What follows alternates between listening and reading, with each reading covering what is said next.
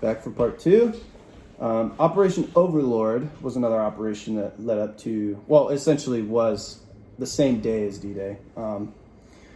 Operation Overlord was used to represent the airborne operations that took place early in the morning on June 6th, alongside of Operation Neptune.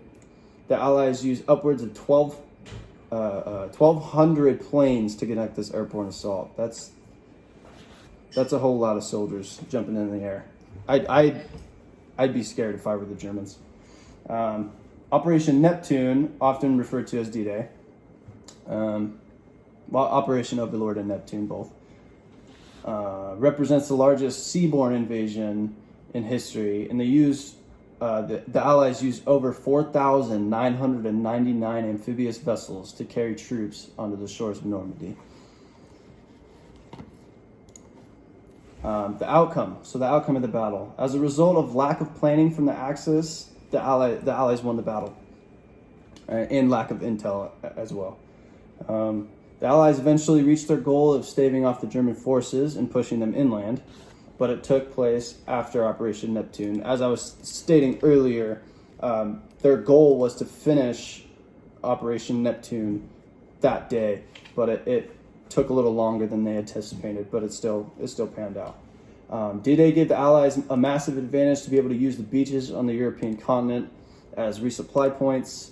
To this day, losing American soldiers' lives will hold a cost on leadership hearts. It's not easy to tell someone to go in and risk your life for your country, but the invasion of Normandy has had lasting effects on families involved from both the Allied side and the Axis side. Some lessons learned that we learned strategically from the battle. So the outcome of the Allies accomplishing their mission during the invasion of Normandy was led by exceptional planning and the ability to use air and sea assets. So this battle is a huge example of why air and sea assets are so important to any war, any mission, any battle. We have to be able to use those assets, fire, air, sea. We have to be able to use those assets to conduct a mission as effectively as possible. Through this battle, we learned that deception tactics can play a major role in the success of a mission. It should always be a planning consideration. As I was saying earlier, that's something that all leaders of today should be thinking about. If there's any way to throw the enemy off during a mission, if all the way from a platoon level tactic to an army or task force wide mission, such as D-Day, if I'm a platoon leader, I'm going to want to cause a distraction so that I don't get seen moving from a recon or placing my support element, whatever it may be. Deception tactics can pave the way for a successful mission. The Allies, America, Britain, and the Soviet Union, being able to work together and plan strategically while using all capable resources shows the true power of how joint Allied forces can work together for a positive, demanding outcome. Any of the three Allies, if they were alone during World War II and they didn't have the backup of the other Allies, it wouldn't have panned out the way it did. It would have ended tragically for the Allies. But the Allies working together, being able to show their strength and all be on the same page shows that having joint forces it's crucial to the success of any military.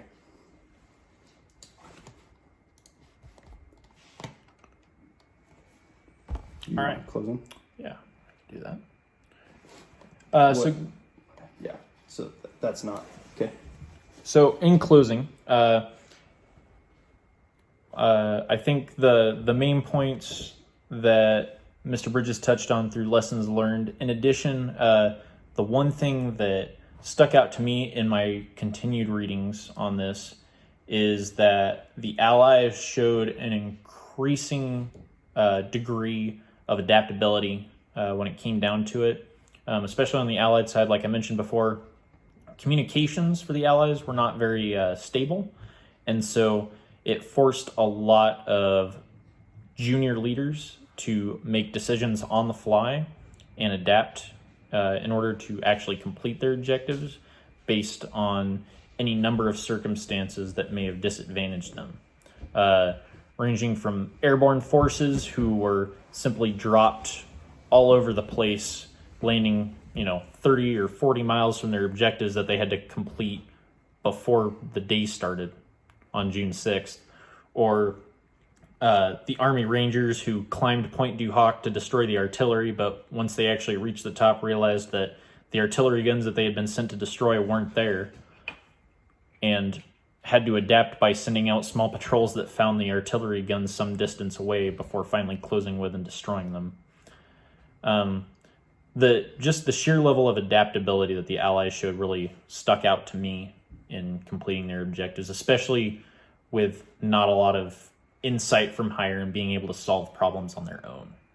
I don't know what else stuck out to you, Mr. Bridges. Yeah, all of that is good. And looking at this from a personal perspective, I would say that, just the sheer will and the strength that everybody that went in on D-Day from the Allied forces and even the Axis forces, it shows how deep the American dream sits. We all want to be able to defend our country. At least all of us in uniform, we want to be able to defend our country and represent what we